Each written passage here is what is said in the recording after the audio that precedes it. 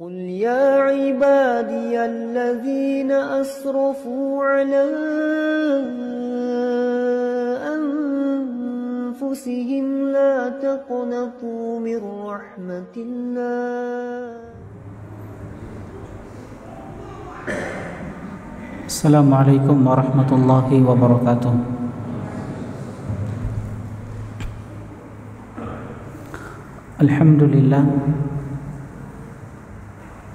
Alhamdulillahi ala ihsani wa syukru lahu ala taufiqihi wa amtinani.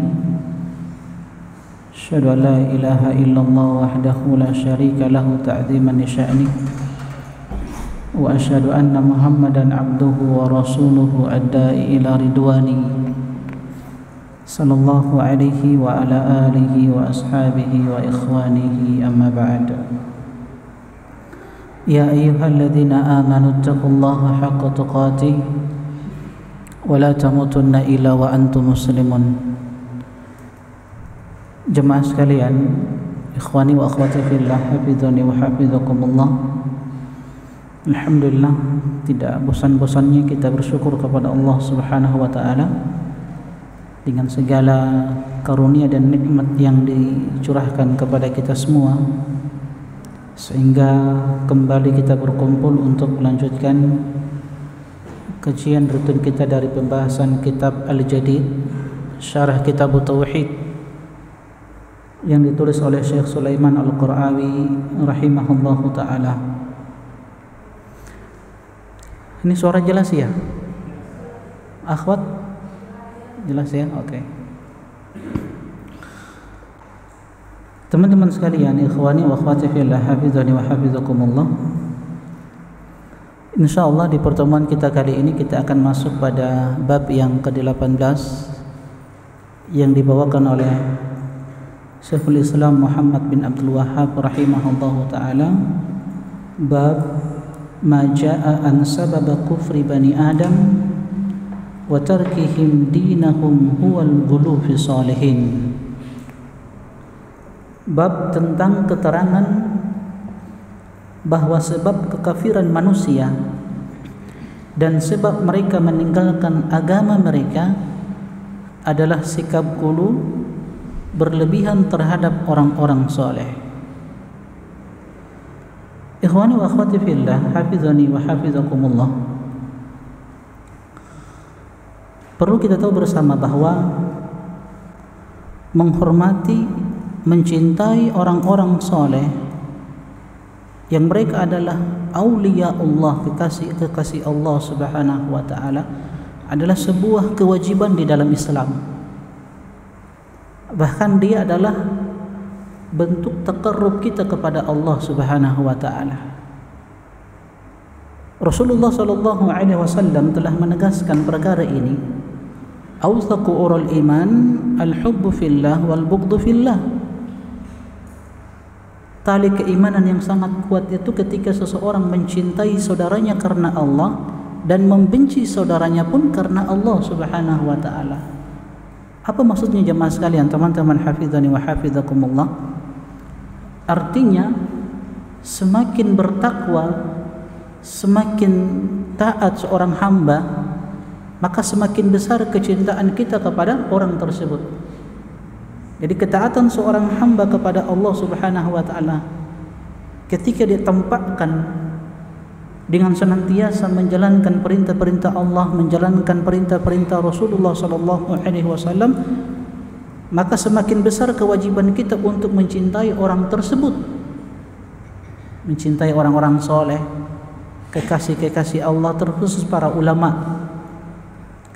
Sebaliknya, ketika seseorang melakukan kemaksiatan, dosa, kedurhakaan kepada Allah, maka wajib bagi kita untuk membenci orang itu. Benci karena Allah Subhanahu wa ta'ala. Inilah prinsip di dalam beragama. Rasulullah sallallahu alaihi wasallam kembali menegaskan hadis riwayat Abu Dawud dari sahabat Abu Umamah radhiyallahu taala anhu, di mana Nabi kita Muhammad sallallahu alaihi wasallam bersabda, man ahabba lillah wa abghadha lillah wa a'ta lillah wa man'a lillah faqad istakmala al-iman. Siapa yang mencintai karena Allah, membenci karena Allah, dia memberi karena Allah, menahan pun karena Allah Subhanahu wa taala, faqad istakmalal iman, maka sungguh dia telah menyempurnakan keimanan dia kepada Allah Subhanahu wa taala. Maka ini hal yang perlu kita perhatikan teman-teman sekalian, bahwa sebuah kewajiban di dalam Islam untuk mencintai orang-orang soleh. Makanya Nabi SAW di antara doa yang beliau panjatkan, yang beliau minta kepada Allah Subhanahu wa taala, Allahumma inni as'aluka hubbak wa hubba man yuhibbuk wa hubba amalin yuqarribuni ila hubbik. Ya Allah, aku memohon kepadamu anugerah agar bisa mencintai dirimu, dan aku memohon kepadamu anugerah agar bisa mencintai orang-orang soleh, wa hubba amalin, dan anugerahkan kepadaku sehingga aku bisa mencintai satu amalan yang bisa mendekatkan diriku kepadamu. Banyak amalan, dan kita sering sampaikan teman-teman sekalian, Allah itu membagi amalan-amalan sebagaimana Allah membagi rizki. Maka seorang muslim muslimah terkhusus penuntut ilmu harus ada amalan yang dia andalkan, yang dia bawa di hadapan Allah Subhanahu wa taala. Ma'asyiral muslimin rahimani wa rahimakumullah. Kalau mencintai orang-orang soleh adalah ibadah, maka berarti membenci mereka adalah kedurhakaan kita kepada Allah. Bahkan dia merupakan dosa di antara dosa-dosa besar kepada Allah Subhanahu wa taala. Makanya di dalam hadis qudsi Allah Subhanahu wa taala mengingatkan kepada kita, man 'adali waliyan faqad adantuhu bil harb. Siapa yang membenci, yang memusuhi kekasihku, orang-orang soleh yang senantiasa mendekatkan diri kepadaku, kata Allah Subhanahu wa taala, maka sungguh aku telah umumkan perang terhadap orang tersebut. Maka sekali lagi teman-teman sekalian, ini sebuah kewajiban yang harus kita tanamkan dalam diri kita untuk mencintai mereka. Tapi yang perlu kita perhatikan juga, jangan sampai kecintaan kita, penghormatan kita kepada orang-orang soleh, kepada wali-wali Allah, kepada para ulama terkhusus, itu membawa kita kepada gulu, berlebih-lebihan di dalam mengagungkan mereka. Kenapa teman-teman sekalian? Sebab al-gulu fi solihin, berlebih-lebihan di dalam mengagungkan, menghormati orang-orang soleh, ini merupakan sebab pertama terjadinya kesyirikan dalam umat ini. Makanya penulis Syekhul Islam Muhammad bin Abdul Wahhab rahimahullahu taala membawakan bab ini dengan dalil-dalilnya yang bersumber dari Al-Quran dan hadis-hadis Nabi SAW untuk mengingatkan kepada kita tentang perkara ini, tentang gulu fi salihin. Dan apa itu gulu?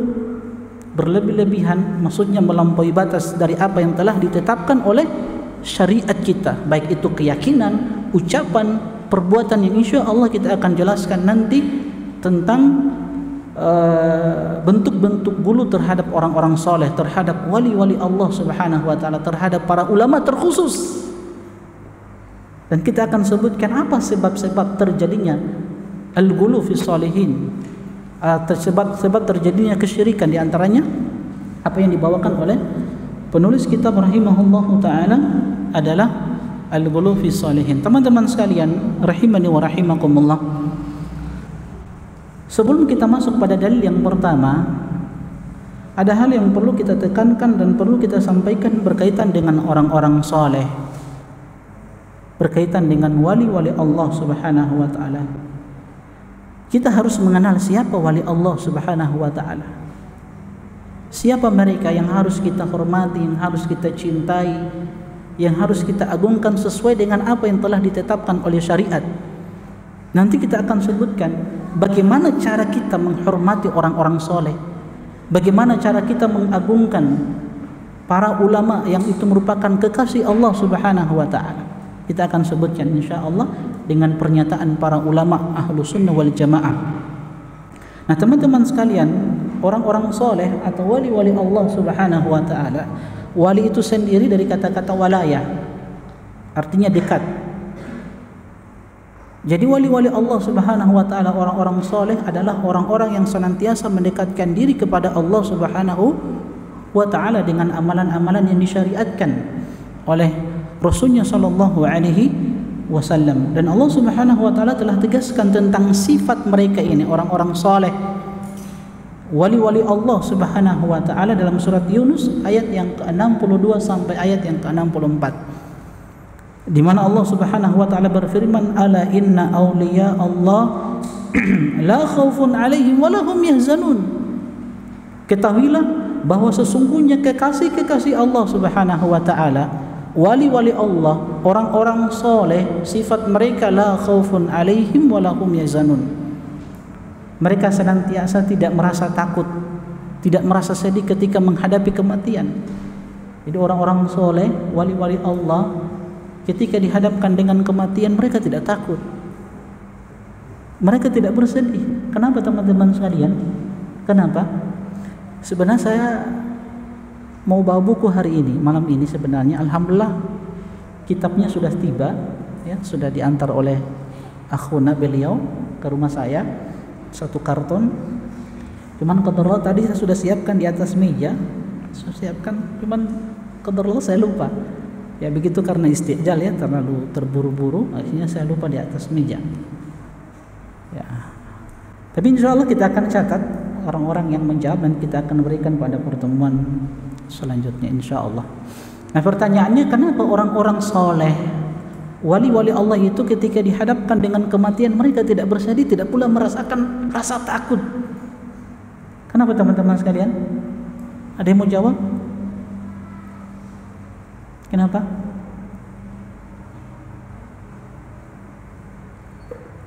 Siapa mau jawab, insya Allah dapat hadiah. Kenapa? Kenapa teman-teman sekalian? Karena ketika mereka menghadapi sakaratul maut, mereka telah dikabarkan tentang surga yang telah dijanjikan untuk mereka. Innal ladzina qalu rabbunallah thumma istaqamu tatanazzalu alaihimul malaikatu alla takhafu wa la tahzanu wa abshiru bil jannati allati kuntum tu'adun. Orang-orang yang beriman itu mereka senantiasa mengucapkan rabbunallah, Rabb kami yang kami sembah, satu-satunya zat yang kami ibadahi hanya Allah Subhanahu wa taala. Tsumma istaqamu, dan mereka senantiasa istiqamah.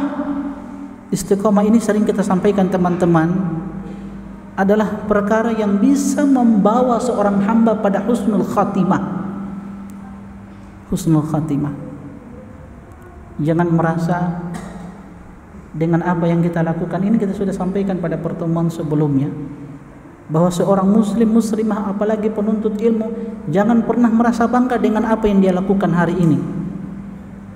Sebab kata Nabi SAW, innamal a'malu bil khawatim. Sesungguhnya amalan-amalan seorang hamba baik dan buruknya itu tergantung pada penutupnya. Dengan apa akhir kehidupan dia ditutup? Apakah dengan kebaikan atau dengan keburukan? Waliyadzubillah. Seorang hamba itu harus memiliki rasa takut di dalam hatinya, berhati-hati dengan perbuatan yang dia lakukan. Makanya ada seseorang yang datang kepada Imam Ibnu Mubarak rahimahullahu ta'ala. Orang ini mengatakan, Imam Ibnu Mubarak sudah kita sampaikan biografi singkatnya pada pertemuan-pertemuan sebelumnya. Siapa beliau? Beliau pembesar tabi'in. Dari siapa Imam Ibnu Mubarak yang kita sudah sampaikan pada kajian sebelumnya?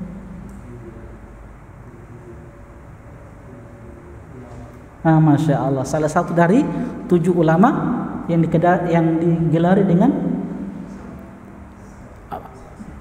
7 ulama fuqaha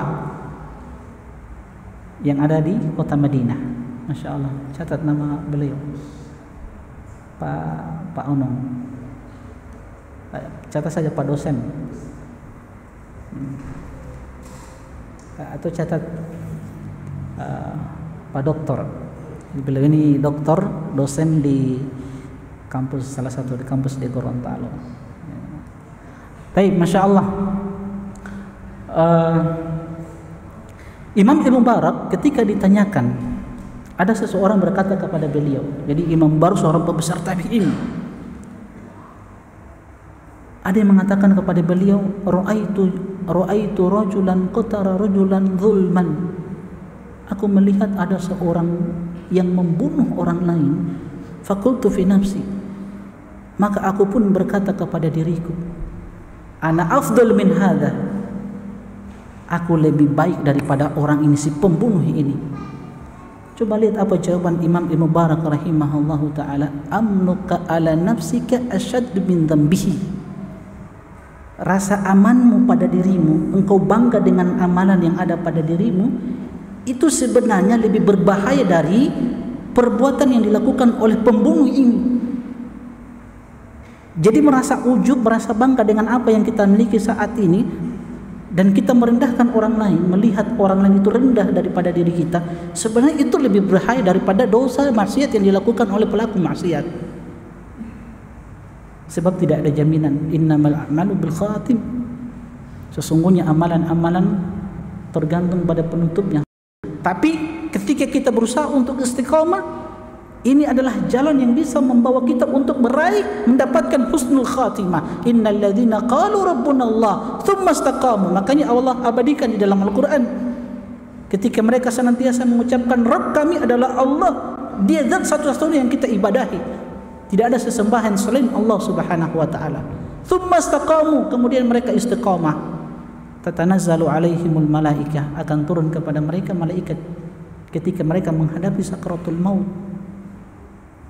Ala takhafu wa la tahzanu. Malaikat-malaikat ini memberikan kabar gembira kepada mereka, jangan takut, jangan bersedih. Wa absyiru bil jannati allati kuntum tu'adun. Dan terimalah kabar gembira dari Allah Subhanahu wa taala tentang surga yang telah dijanjikan untuk kalian. Kalian capek-capek ketika di dunia bersabar menuntut ilmu, pindah dari satu majelis ilmu ke majelis yang lain. Alhamdulillah teman-teman, ini perlu kita ingatkan. Saat ini majelis-majelis ilmu dari asatidzah kita mulai kembali diramaikan. Hampir kira-kira mungkin sepekan full dengan kajiannya. Dari Senin ke Senin berikutnya full dengan kajian di masjid yang berbeda-beda. Tapi sebuah kenikmatan yang harus kita jaga. Jangan sampai dengan adanya kajian-kajian yang sudah mulai dibuka, ini menjadikan kita lalai sehingga kita meremehkan majelis ilmu. Kita punya semangat, harus bersabar untuk menuntut ilmu sehingga ini menjadikan kita husnul khatimah insyaallah. Nah, Allah Subhanahu wa taala abadikan di dalam Al-Qur'an, alladzina amanu wa kanu yattaqun. Siapa mereka wali-wali Allah? Mereka senantiasa beriman dan senantiasa bertakwa kepada Allah Subhanahu wa taala. Jadi sifat mereka pertama apa? Beriman, mengimani tentang uluhiyah Allah, rububiyah Allah, asma wa sifat. Baik akidah mereka, hati mereka baik. Kemudian mereka bertakwa. Ya bertakwa, antum tahu apa itu takwa? Takwa ya orang-orang yang senantiasa melaksanakan perintah-perintah Allah Subhanahu wa taala, meninggalkan hal-hal yang Allah Subhanahu wa taala haramkan. Secara zahir kita lihat dia tegakkan perintah-perintah Allah dan Rasulnya sallallahu alaihi wasallam, dan dia tinggalkan larangan-larangan Allah Subhanahu wa taala. Kalau ada seseorang yang dianggap wali tapi dia melanggar aturan-aturan Allah, dia merokok, dia tidak sholat, lantas kita klaim dia adalah wali Allah? Allah musta'an. Ini penting seseorang itu berilmu sehingga dia tahu mana yang hak, mana yang batil. Jadi dua sifat ini yang dimiliki oleh wali-wali Allah Subhanahu wa taala, orang-orang soleh yang harus kita hormati, yang harus kita cintai, beriman dan bertakwa. Beriman, bertakwa. Akidah mereka benar, amalan-amalan mereka benar sesuai dengan apa yang diajarkan oleh Rasulullah sallallahu alaihi wasallam. Makanya sebagian para ulama mengatakan, man kana mu'minan taqiyan kana lillahi waliya.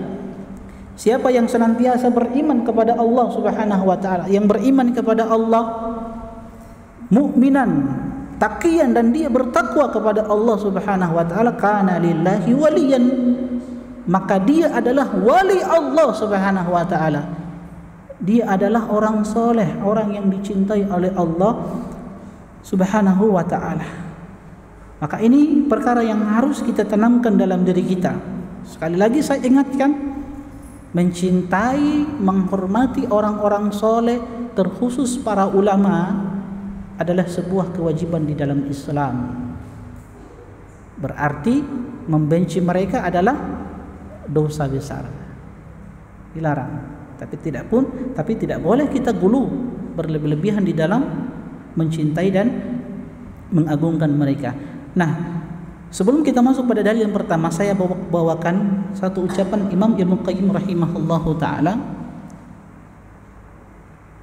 tentang barometer untuk mengenal wali Allah Subhanahu wa taala, mengenal kekasih-kekasih Allah, mengenal orang-orang soleh yang harus kita cintai dan kita hormati. Kata Imam Ibnu Qayyim rahimahullahu taala di dalam kitab Ar-Ruh halaman 265, kata beliau, fa in ishtabaha 'alaika fakshifu fi thalathati mawatin. Apabila tersamarkan pada dirimu seseorang, antum ingin mengenal dia ini orang soleh, orang baik, kekasih Allah, wali Allah atau bukan? Karena banyak kita dapati di zaman ini orang-orang mengklaim bahwa dia adalah kekasih Allah, dia ini adalah wali Allah. Padahal Allah dalam Al-Quran telah menyebutkan fala tuzakku anfusakum. Jangan sesekali kalian itu memberikan tazkiyah kepada diri-diri kalian. Jangan pernah kalian itu mengatakan aku ini lebih suci dari fulan. Enggak boleh. Allah melarang perbuatan tersebut. Kalau tersemarkan pada diri kalian tentang seseorang, antum ingin melihat dia ini berada di atas kebenaran, dia ini orang soleh yang wajib kita hormati, yang wajib kita cintai, maka kata beliau rahimahullahu ta'ala, singkap orang ini dengan 3 perkara. Kenali orang ini dengan 3 perkara. Yang pertama kata beliau, fi solatihi wa mahabbatihi li sunnati wa ahlihi wa nufratihi anhum wa da'watihi ila Allah wa rasulihi wa tajrid tauhidi wal mutaba'ati wa tahkimi sunnah. Jadi yang pertama kata beliau, kenali orang ini dengan solat dia, fi solatihi. Bagaimana solat dia? Apakah dia menjaga solat berjamaah di masjid?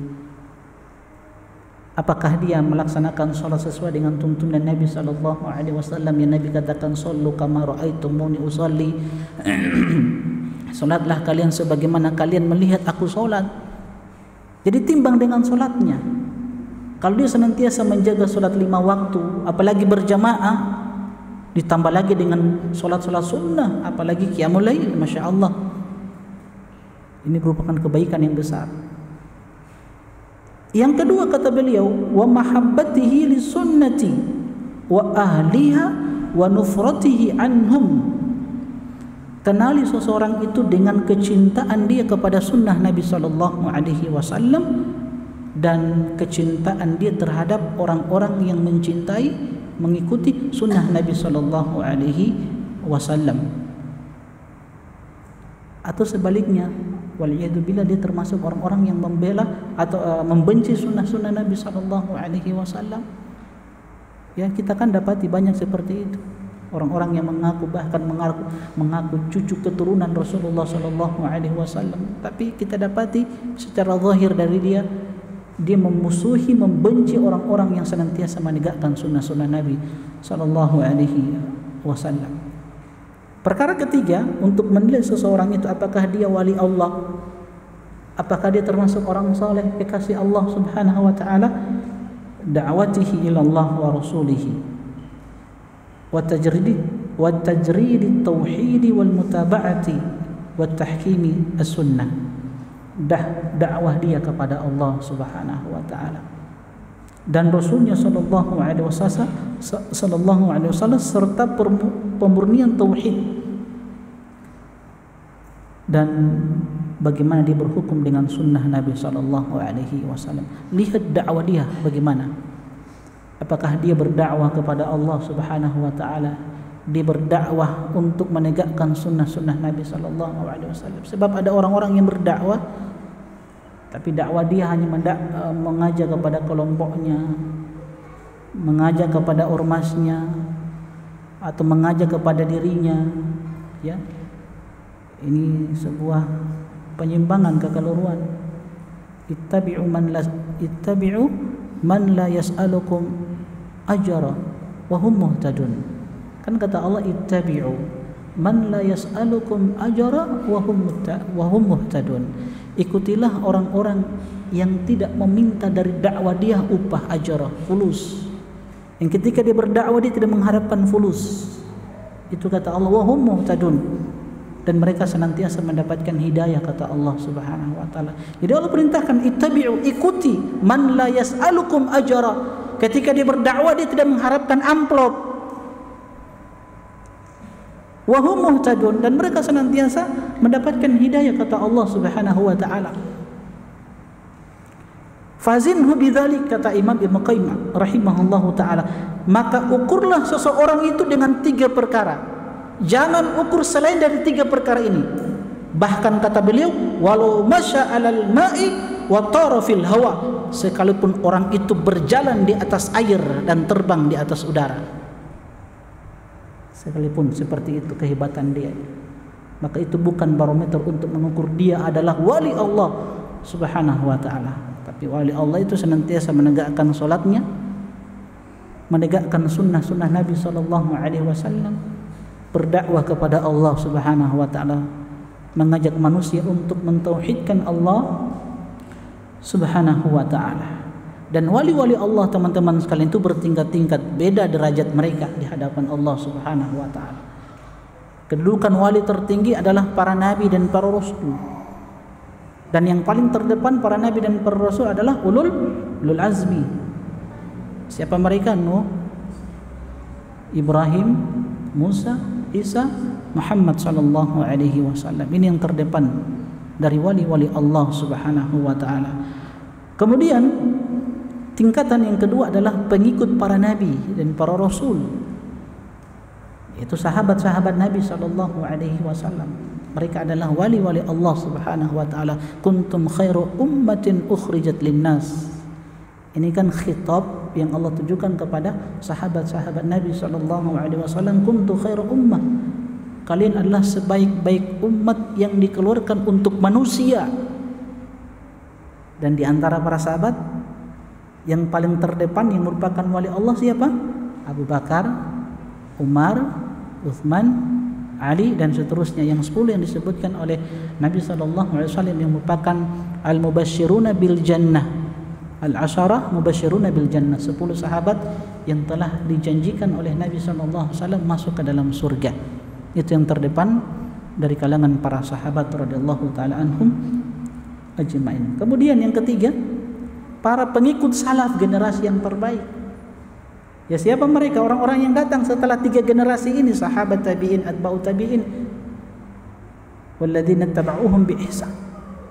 Dan orang-orang yang mengikuti mereka dengan baik, radhiyallahu anhum wa radu'an. Allah Subhanahu wa taala ridho kepada mereka dan mereka pun ridho kepada Allah Subhanahu wa taala. Mereka ridho dengan ketetapan Allah Subhanahu wa taala dan ketetapan Rasulnya sallallahu alaihi wasallam. Ini teman-teman sekalian sebagai muqaddimah saja untuk masuk pada bab yang ke-18 tentang sebab kekafiran manusia dan sebab mereka meninggalkan agama mereka adalah sikap gulu. Dan gulu itu sekali lagi apa? Melampaui batas dari apa yang telah ditetapkan oleh syariat, baik itu berupa keyakinan, berupa ucapan, perbuatan. Keyakinan sebagaimana keyakinan orang-orang Syiah yang meyakini bahwasanya imam-imam mereka adalah imam-imam yang ma'sum, ahlul bait. Nah, ini gulu dalam masalah keyakinan. Ya. Insya Allah kita akan bawakan contoh-contohnya bagaimana gulu terhadap orang-orang soleh, gulu dalam ibadah, gulu dalam muamalah, gulu dalam tradisi. Ini yang banyak dipertahankan oleh sebagian kaum muslimin saat ini. Gulu terhadap tradisi nenek moyang mereka. Nah, teman-teman sekalian, dalil yang pertama, antum buka halaman 228. Firman Allah Subhanahu wa taala dalam surat An-Nisa ayat 171, Allah Subhanahu wa taala berfirman, "Ya ahlal kitab la taghlu fi dinikum wa la taqulu 'ala Allahi illal haqq." Wahai ahlul kitab adalah Yahudi dan Nasrani, sebab mereka adalah satu kaum yang diturunkan kitab kepada mereka, ahlul kitab, orang-orang yang berilmu. Ya ahlul kitab, wahai ahlul kitab, la taghlu fi dinikum, jangan kalian berlebih-lebihan di dalam agama kalian. Wa la taqulu 'ala Allahi illal haq, dan jangan kalian mengatakan atas nama Allah Subhanahu wa taala kecuali dengan hak, dengan benar. Innamal masihu Isa bin Maryam innamal masihu Isa bin Maryam Rasulullah wa kalimatuhu alqaha ila Maryam wa ruhun minhu fa'aminu billahi wa rusulihi wa la taqulu thalatha. Kemudian Allah Subhanahu wa taala ingatkan tentang Al-Masih Isa putra Maryam alaihissalam adalah utusan Allah Subhanahu wa taala yang Allah Subhanahu wa taala ciptakan dengan kalimatnya kun fayakun, yang disampaikannya kepada Maryam dan ruh ciptaan Allah Subhanahu wa taala. Maka berimanlah kalian kepada Allah dan Rasulnya, dan jangan kalian mengatakan Tuhan itu tiga. Nanti kita akan sebutkan bagaimana gulunya orang-orang Nasrani terhadap Nabi Isa alaihissalam. Kita akan bacakan apa yang disebutkan oleh penulis rahimahullah ta'ala Sulaiman. Kata beliau di dalam ayat ini, halaman 230, Allah melarang kaum Yahudi dan Nasrani bersikap gulu, berlebih-lebihan dalam agama. Kita tahu mereka orang-orang Yahudi, orang-orang yang mempunyai ilmu, orang-orang yang Allah Subhanahu wa taala berikan kitab kepada mereka, yang dengan kitab itu mereka punya pengetahuan yang luar biasa. Cuman mereka tidak amalkan ilmu yang mereka telah ketahui. Mereka tahu kebenaran yang dibawa oleh Muhammad sallallahu alaihi wasallam, hanya sifat kesombongan yang menyebabkan mereka mengingkari apa yang dibawa oleh Nabi kita Muhammad sallallahu alaihi wasallam. Di antara bentuk gulunya orang-orang Yahudi adalah mereka mengatakan Uzair adalah anak Allah Subhanahu wa taala. Siapa Uzair? Uzair itu orang soleh. Sudah ini tuh kan? Belum ya? Gulunya orang-orang Yahudi terhadap Uzair, yang mereka mengatakan Uzair itu adalah anak Allah. Siapa Uzair? Uzair itu ternyata orang soleh, bukan pelaku maksiat. Tapi Uzair itu orang soleh, orang yang mengajarkan Taurat pada Bani Israel, yang kemudian diagungkan, dan orang-orang Bani Israel mengatakan dia adalah anak Allah, orang-orang Yahudi. Orang-orang Nasara gulu terhadap Nabi Isa, sehingga mereka mengatakan Isa adalah anak Allah. Mereka mengatakan Isa adalah Allah itu sendiri. Isa adalah satu dari tiga. Tapi semuanya dibantah oleh Allah Subhanahu wa taala. Begitu pula Nabi kita Muhammad sallallahu alaihi wasallam. Nabi Isa alaihissalam harus kita imani bahwa beliau adalah seorang nabi, seorang hamba Allah Subhanahu wa taala. Isa dalam keyakinan Islam, dalam akidah kaum muslimin, beliau adalah seorang manusia yang dilahirkan dari perut seorang wanita yang suci, Maryam bintu Imran, dari keluarga yang terhormat, keluarga yang soleh, yang Allah abadikan di dalam Al-Quran. Beliau manusia sebagaimana Rasul-Rasul sebelum beliau. Beliau seperti Nabi kita Muhammad SAW. Beliau beribadah. Kalau Tuhan kan tidak mungkin beribadah, Tuhan itu diibadahi. Kedua, beliau makan, beliau minum sebagaimana manusia biasa, sebagaimana Rasul kita SAW. Beliau tidur capek, manusia. Sifat-sifat yang ada pada diri manusia itu ada pada Isa alaihissalam.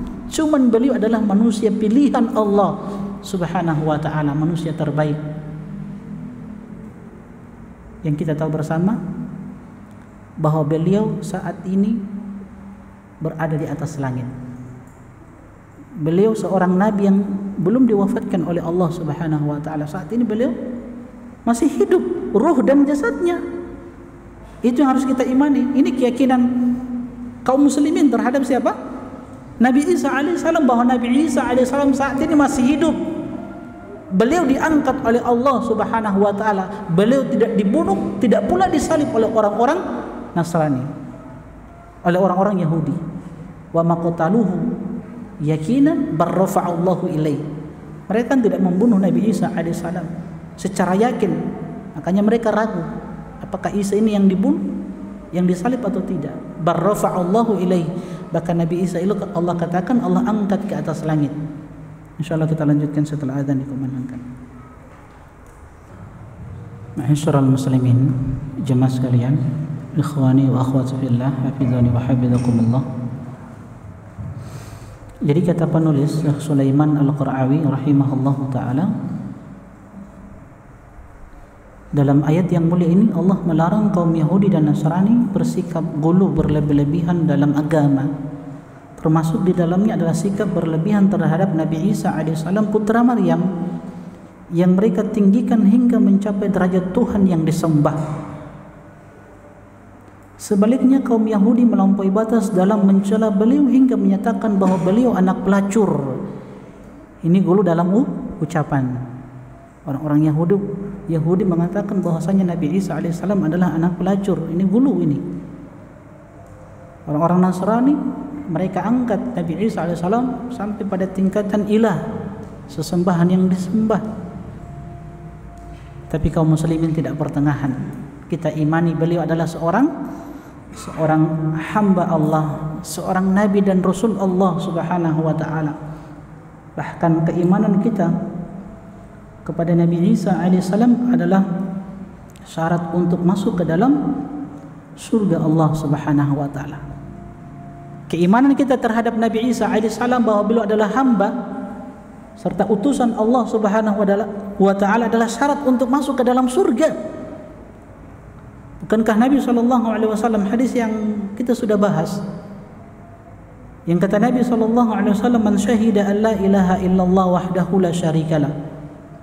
Siapa yang bersaksi bahwa saya tidak ada sesembahan yang berhak untuk diibadahi kecuali Allah, tidak ada sekutu bagi dia, wa anna Muhammadan abduhu wa rasuluh, dan bahwasanya Muhammad SAW adalah hamba dan rasulnya, wa anna Isa abdullah wa rasuluhu. Siapa yang bersaksi bahwasanya Nabi Isa alaihissalam adalah hamba dan utusan Allah Subhanahu wa taala, wa kalimatuhu alqaha ila Maryam, kalimat Allah yang Allah sampaikan kepada Maryam, ucapan kun, wa ruhun minhu wal jannatu haqqun wan naru haqq. Dia yakini bahwasanya jannah, surga Allah sesuatu yang hak, yang sudah diciptakan oleh Allah Subhanahu wa taala, sebagaimana dia meyakini bahwasanya neraka itu sudah ada, sesuatu yang telah diciptakan oleh Allah Subhanahu wa taala, dan ini pembahasan yang sudah berlalu. Nah, siapa yang beriman mengimani bahwasanya Nabi Isa alaihissalam adalah hamba dan utusan Allah Subhanahu wa taala, adkhalahullahu aljannata ala ma kana minal amal. Allah akan masukkan dia ke dalam surga walaupun amalan dia sedikit.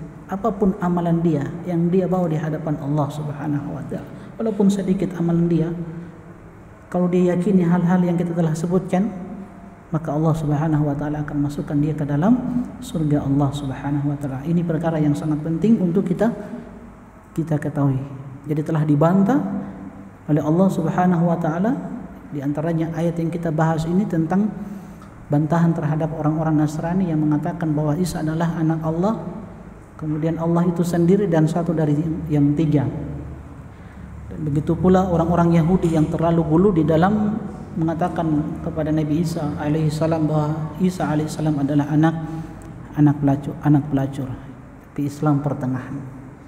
Nabi Isa diangkat oleh Allah Subhanahu wa taala, hidup di langit saat ini. Kapan beliau turun? Di akhir zaman nanti. Yang ini merupakan tanda dari tanda-tanda kiamat besar. Dia akan turun di Manaratul Baydha, menara putih di Damaskus, di akhir zaman. Nabi Isa turun untuk apa teman-teman sekalian? Oke. Siapa yang mau jawab? Kasih hadiah lagi, nanti catat. Nabi Isa turun untuk apa? Bawa syariat baru?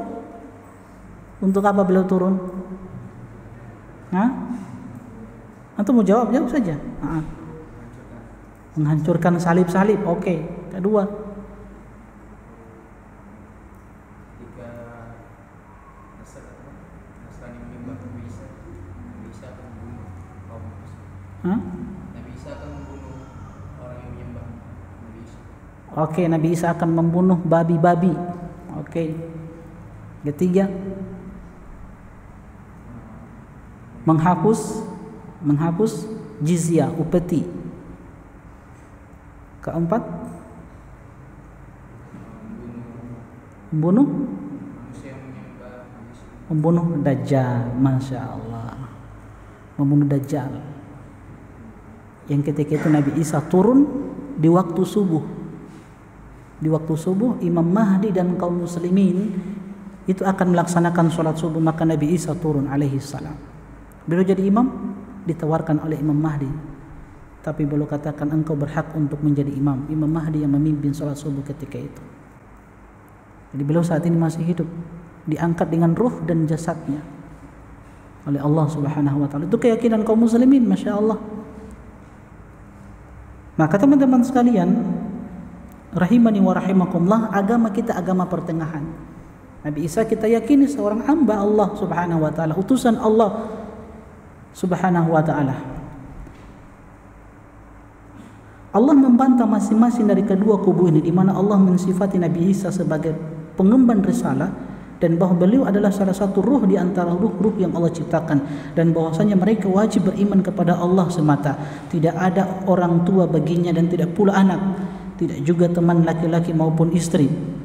Mereka juga wajib beriman kepada para rasulnya, tidak mendustakan mereka dan tidak menurunkan mereka lebih rendah dari kedudukan mereka. Mereka juga wajib menjauhi akidah Trinitas yang menjadikan Allah Subhanahu wa taala itu terdiri dari 3 oknum. Mereka juga wajib mengetahui dan meyakini bahwasanya Allah lah satu-satunya yang berhak untuk diesakan dengan ibadah, yang maha memiliki semua alam semesta ini, yang maha menundukkan semua makhluk. Maka faedah yang bisa kita ambil, kata penulis, ayat ini mengharamkan sikap al-ghulu, berlebih-lebihan dalam agama. Akan datang penjelasan tentang kebinasaan bagi orang-orang yang gulu di dalam beribadah kepada Allah Subhanahu wa taala. Yang kata Nabi, halakal mutanatti'un, halakal mutanatti'un, halakal mutanatti'un. Celaka orang-orang yang gulu di dalam beragama. Celaka mereka, binasa mereka, kata Nabi sallallahu alaihi wasallam, yang insyaallah kita akan sebutkan bentuk-bentuk gulu yang menjadikan seseorang itu binasa, membawa kepada kesyirikan kepada Allah Subhanahu wa taala. Jadi Islam agama pertengahan. Kalau kita melihat gulunya orang-orang Yahudi dalam masalah dalam masalah fikih misalkan, ini gulunya orang-orang orang-orang Yahudi.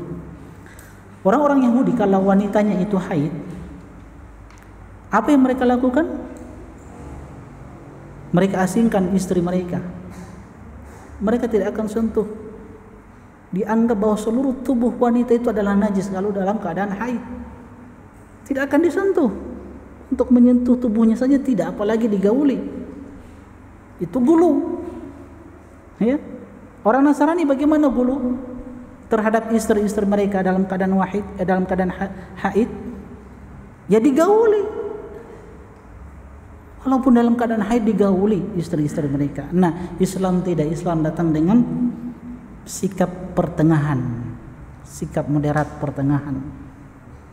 Tidak terlalu gulu, ekstrim, tidak juga terlalu meremehkan perkara-perkara agama. Ya, pertengahan Islam. Islam bagaimana menyikapi wanita-wanita mereka dalam keadaan haid? Yang jawab yang sudah menikah, yang jomblo diam. Apa yang dilakukan? Antum tinggalkan begitu saja istri? Antum asingkan? Atau antum menikah lagi? Bagaimana Islam menyikapi istri-istri mereka dalam keadaan haid? Hah? Jawab dengan hadis Nabi yang sudah menikah. Saya mau tanya antum, bagaimana sikap antum dengan istri yang sedang haid? Antum tidak sentuh? Boleh disentuh. Apa kata Nabi SAW dalam riwayat Muslim? Isna'u kulla syai'in illa nikah. Kata Nabi, lakukan segala sesuatu terhadap istrimu dalam keadaan haid. Apapun antum melakukan, kata Nabi, ini riwayat Muslim, silakan lakukan. Kecuali satu, kata Nabi, ilan nikah, kecuali nikah. Apa maksudnya nikah? Nikah itu maksudnya hubungan suami istri, senggama. Itu yang tidak boleh, kata Nabi SAW. Antum mau bermain bagian atas, silakan, boleh. Orang Yahudi diasingkan, tidak boleh. Enggak. Orang Nasrani dia hantam. Nah, Islam tidak. Yang tidak boleh itu hubungan itu, tidak boleh. Tapi yang lainnya boleh, atas bawah boleh. Ini indahnya Islam. Makanya Ibunda Aisyah mengatakan apa? Kana ya'muruni, suamiku Nabi kita Muhammad SAW memerintahkan aku fa'ataziru, untuk menggunakan pakaian, wa yubashiruni, maka Nabi menggauli diriku. Nabi menggauli diriku. Wa ana haid, dan aku dalam keadaan haid, kata Ibunda Aisyah. Maksudnya yang dijauhi itu adalah kemaluan, tidak boleh itu. Tapi selain itu boleh disentuh, silakan sepuas-puasnya, silakan, boleh. Yang jomblo-jomblo senyum-senyum mereka, masya Allah. Itu Islam, masya Allah. Kalau antum tidak mau sentuh, ya silakan antum cari istri lain. Makanya ini hikmah poligami, salah satu hikmah poligami ini. Kalau antum tidak poligami, istri haid, antum juga haid. Tapi kalau dua istri, satunya haid, antum bisa datangi yang kedua, kan insya Allah. Kalau istri nifas, antum juga ikut nifas. Sedangkan laki-laki itu bertahan berapa hari? Laki-laki kita buka-bukaan saja supaya didengar sama istri-istri kita. Laki-laki itu bertahan berapa hari? Bertahan berapa hari? Berapa hari? Hah? Berapa hari dia bertahan? Hah? Hah? Oh, kata beliau dua pekan bertahan, masya Allah. Kalau 2 pekan, alhamdulillah. Kalau istri haid, antum nggak usah menikah, karena bisa bertahan kan? Ada yang lebih dari itu atau kurang dari itu? Rata-rata berapa? Rata-rata. Coba antum adakan penelitian. Kalau bagus, adakan penelitian. Hah? 2 hari, masya Allah. Kalau 2 hari harus nikah itu.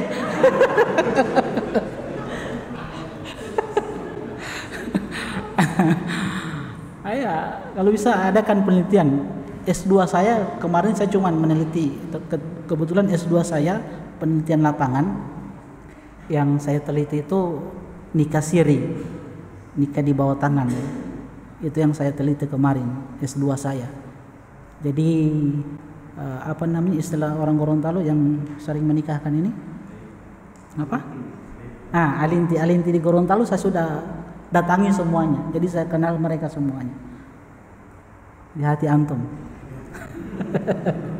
Saya sudah datangi mereka, saya sudah wawancari mereka, alinti yang ada di kota Gorontalo. Kebetulan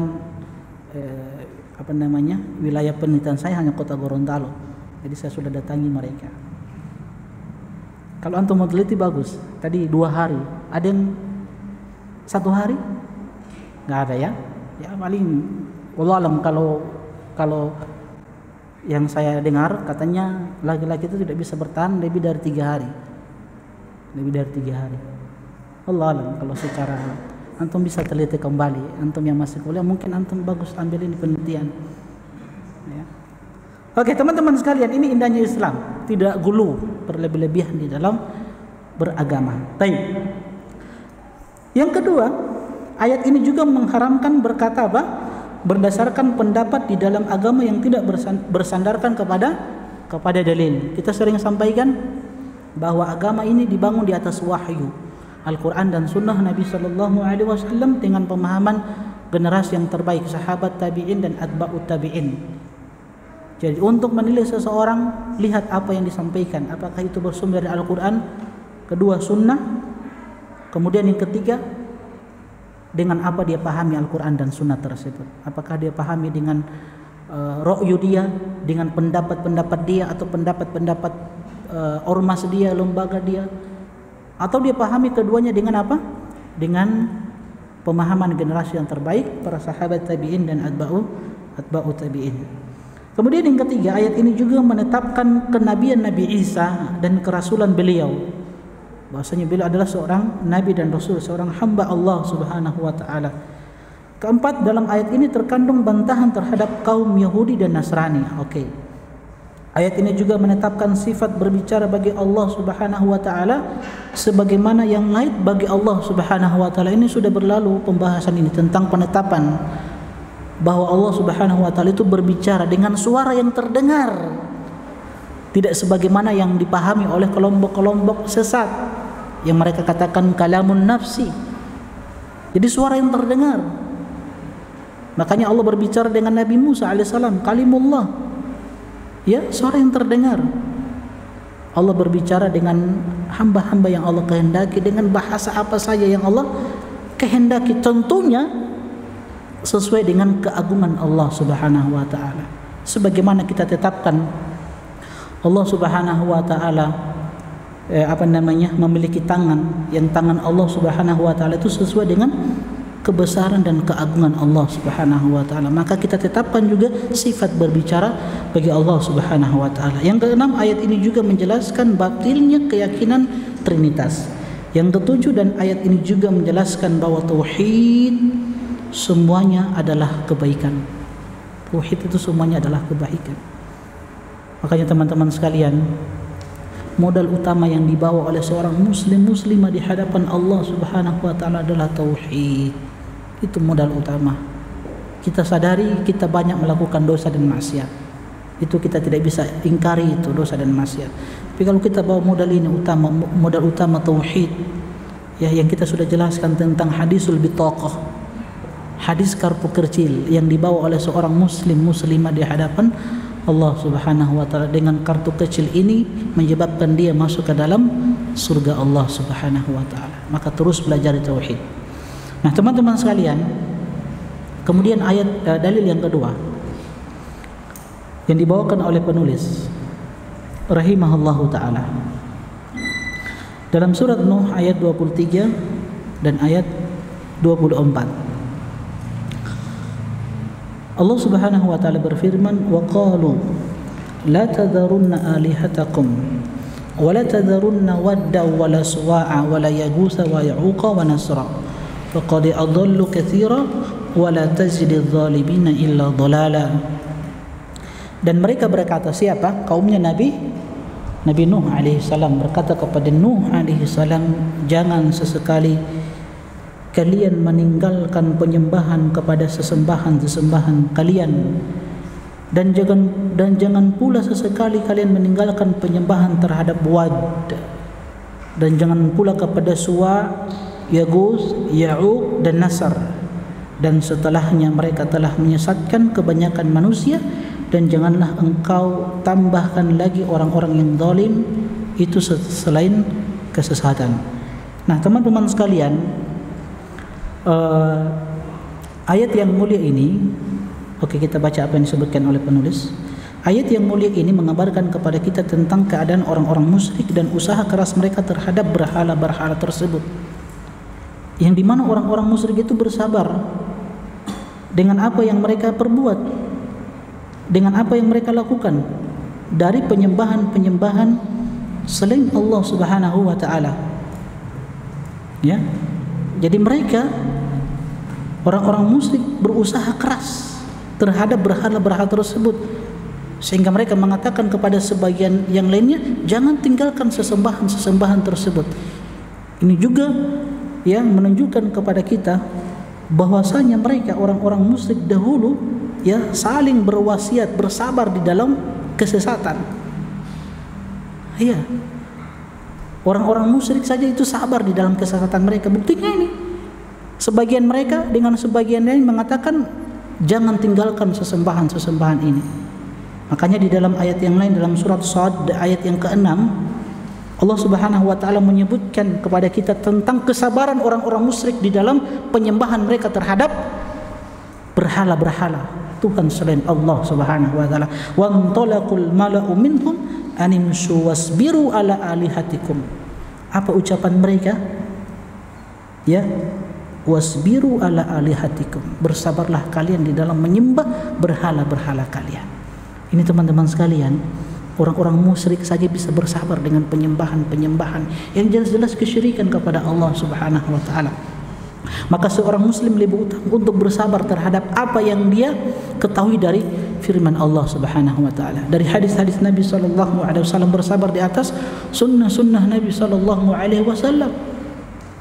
Maka sebuah kemuliaan teman-teman sekalian ketika Allah Subhanahu wa taala memberikan taufik kepada kita, sebuah kekuatan untuk senantiasa bersabar di atas ketaatan, bersabar di atas ibadah, bersabar di atas menuntut ilmu, bersabar di dalam mendakwahkan sunnah-sunnah Nabi sallallahu alaihi wasallam. Ketika sebagian dari mereka berwasiat kepada sebagian yang lainnya dengannya dan beribadah kepadanya, terlebih lagi terhadap berhala-berhala yang 5 tersebut yang disebutkan nama-namanya di dalam ayat ini. Siapa mereka ini? 5 orang ini yang disembah oleh orang-orang musyrik ketika itu, ternyata mereka ini adalah orang-orang soleh, orang-orang yang baik, bukan pelaku maksiat, bukan pelaku kekufuran. Mereka ini orang-orang soleh. Yang kata Ibnu Abbas tafsirkan ayat ini, beliau katakan hadhihi asma'u rijalin salihin min qaumi Nuh. Mereka ini yang 5 yang disembah adalah nama-nama orang-orang soleh dari kaum Nabi Nuh alaihissalam. Jadi mereka hidup di masa Nabi Nuh alaihissalam. Falamma halaku, ketika mereka dibinasakan oleh Allah Subhanahu wa taala, auha syaitanu ila qaumihim, maka syaitan datang untuk mewahyukan kepada mereka, membisikkan kepada kaumnya, aninsibu ila majalisihim allati kanu yajlisuna fiha ansaban, maka tegakkanlah sesembahan-sesembahan atau patung-patung untuk mereka ini sebagai kenang-kenangan. Jadi buatkan patung-patung di samping kuburan-kuburan mereka untuk mengingat mereka agar kita senantiasa taat beribadah kepada Allah Subhanahu wa taala. Ya, wa sammuha bi asma'im, dan namakan patung-patung tersebut dengan nama-nama mereka. Fa fa'alu wa lam tu'bad. Nah, generasi ini mereka lakukan apa yang dibisikkan oleh syaitan, dan ini salah satu trik syaitan di dalam menjerumuskan anak Adam di dalam kesyirikan. Jadi generasi ini belum menyembah patung-patung tersebut. Hatta idza halaka, ketika satu generasi ini binasa, wa nusiyal ilmu, dan ilmu dilupakan, ubidat, maka patung-patung ini dari 5 orang soleh ini itu diibadahi, disembah oleh orang-orang ketika itu yang merupakan kaumnya Nabi Nuh alaihi salam. Dan Imam Ibnu Qayyim juga mengatakan, lamma matu qala ghairu wahidin minas salaf, sebagian salaf mengatakan lamma matu akafu ala kuburihim, ketika mereka ini mati, diwafatkan oleh Allah Subhanahu wa taala, maka kaumnya Nabi Nuh alaihi salam akafu, beriktikaf di situ, beribadah. Dan beribadah di tempat ini bukan beribadah pada kuburan tersebut, tidak. Mereka beribadah kepada Allah. Itu i'tikaf, berdiam diri untuk beribadah. Thumma sawwaru tamathilahum, kemudian dibuatkan patung-patung mereka. Thumma tala alaihimul amadu fa'abaduhum. Ketika waktu itu berlalu, waktu yang panjang, itu disebutkan oleh Ibnu Abbas 10 kurun generasi. Dari Nabi Adam, ketika Nabi Adam diturunkan oleh Allah Subhanahu wa taala di bumi ini, dari Nabi Adam sampai Nabi Nuh alaihissalam, itu ada 10 generasi. Saat itu hamba-hamba Allah tidak menyekutukan Allah, belum terjadi kesyirikan pada 10 generasi ini. Nanti setelah itu terjadi kesyirikan, baru Allah utus Nabi yang pertama, Rasul yang pertama. Siapa? Nabi Nuh. Dan sesembahan yang dijadikan sebagai sesembahan selain Allah itu bukan syaitan, bukan jin-jin, tapi orang-orang soleh. Buktinya yang 5 ini yang Allah abadikan di dalam Al-Quran, yang mereka merupakan orang-orang soleh, orang-orang baik ketika itu. Tapi ketika nusiyal ilmu, dilupakan ilmu, tidak disampaikan tauhid, fa'ubidat, maka mereka pun disembah. Makanya para ulama teman-teman sekalian menyebutkan tentang sebab-sebab yang mengantarkan kepada kesyirikan. Itu sebab pertama adalah al-ghulu fi sholihin, terlalu berlebih-lebihan di dalam mengagungkan orang-orang soleh. Ya, sekali lagi teman-teman sekalian, bahwa mencintai orang-orang soleh, menghormati orang-orang soleh adalah kewajiban. Kita harus cintai mereka sebatas ketaatan mereka kepada Allah Subhanahu wa taala. Nah, bagaimana sebelum kita sebutkan sebab-sebabnya, saya ingin sebutkan bagaimana cara kita menghormati orang-orang soleh. Bagaimana cara kita menghormati wali-wali Allah, bagaimana cara kita menghormati dan mencintai para ulama. Ya. Nah, kita akan sebutkan. Pertama teman-teman sekalian, ini disebutkan oleh para ulama kita cara yang benar di dalam mencintai dan menghormati para ulama. Yang mereka adalah orang-orang soleh. Pertama adalah bersyukur kepada para ulama, bersyukur kepada orang-orang soleh karena keikhlasan dan kesabaran mereka di dalam berdakwah. Dengan sebab mereka kita bisa mengenal sunnah-sunnah Nabi Sallallahu Alaihi Wasallam. Pertama, mereka para ulama ini adalah warasatul anbiya. Mereka adalah pewaris para nabi yang senantiasa mengajarkan kebaikan pada umat ini. Maka sebagai bentuk penghormatan kita kepada mereka, maka kita berterima kasih kepada mereka. La yashkurullaha man la yashkurun nas. Tidak bersyukur kepada Allah Subhanahu wa taala orang yang tidak berterima kasih kepada manusia. Ya, maka Yahya bin Mu'adz Ar-Razi rahimahullahu taala, apa yang beliau katakan? Al-ulama'u arhamu bi ummati Muhammadin sallallahu alaihi wasallam wa ala alihi wasallam min abaihim wa ummahatihim. Kenapa kita wajib berterima kasih kepada mereka, kepada para ulama? Sebab kata Yahya bin Mu'adz Ar-Razi rahimahullahu taala, sebab para ulama itu mereka adalah orang-orang yang arham, lebih mengasihi, lebih mencintai, mengasihi umat Muhammad sallallahu alaihi wasallam, melebihi kecintaan mereka kepada dan melebihi kecintaan mereka dari ayah dan ibu mereka. Jadi mereka para ulama itu lebih mencintai umat Muhammad daripada mereka mencintai ibu dan ayah mereka.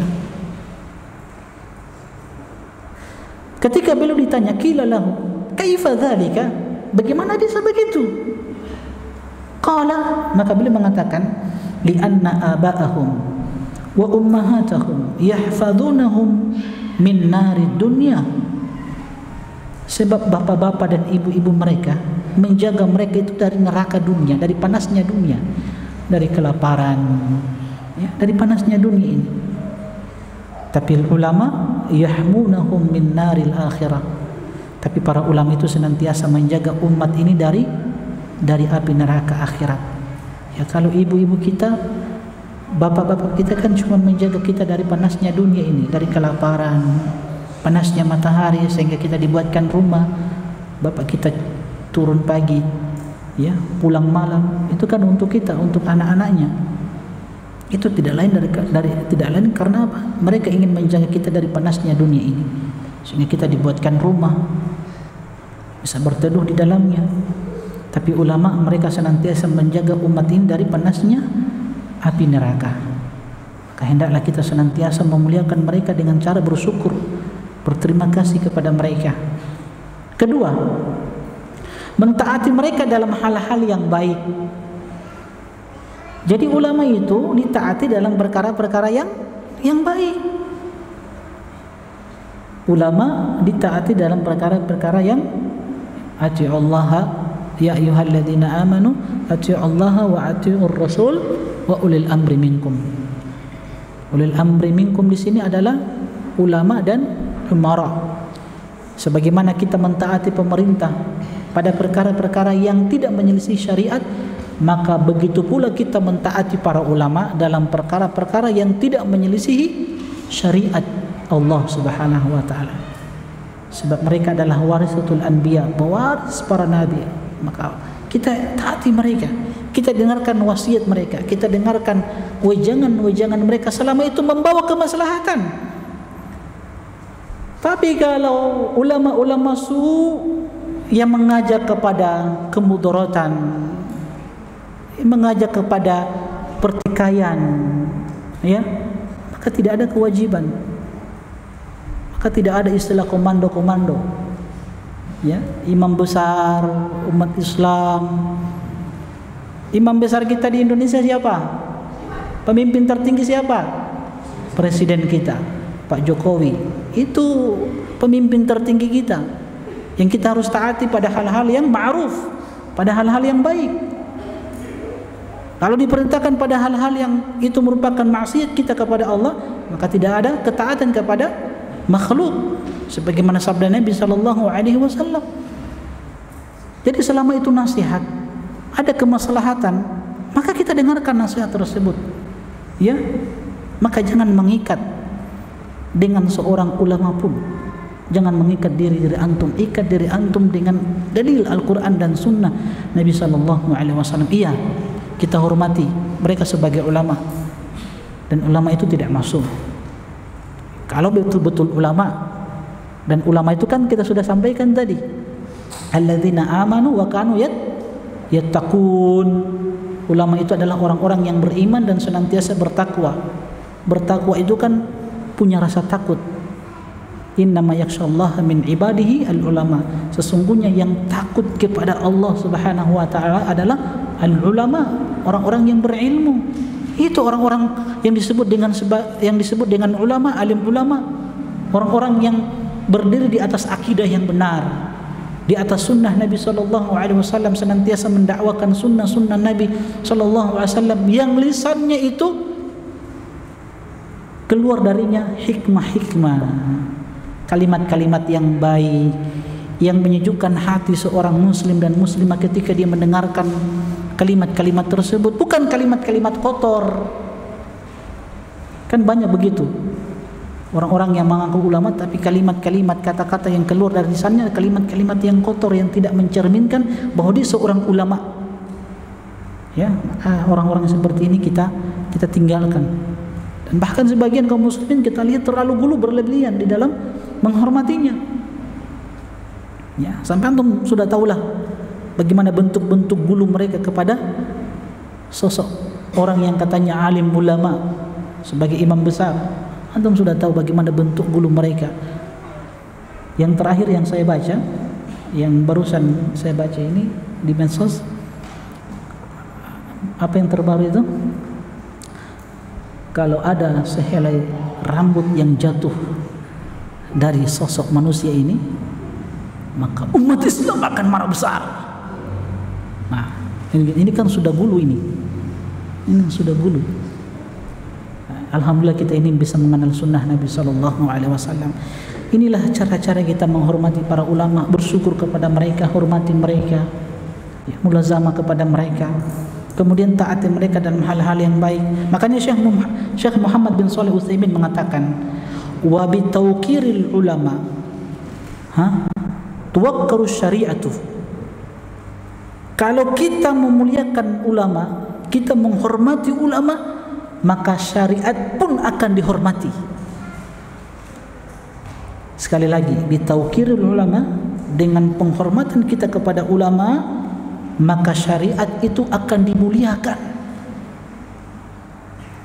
Li'annahum hamiluha. Kenapa? Sebab para ulama yang telah membawa syariat ini, syariat yang mulia ini. Kemudian kata beliau, wa bi ihanatil ulama tuhanu syariah.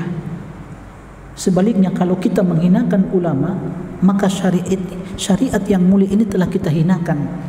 Kenapa? Li'anna al-ulama idza dhullu wa sakatu amama a'yunin nas dhallati syari'atu allati yahmilunaha.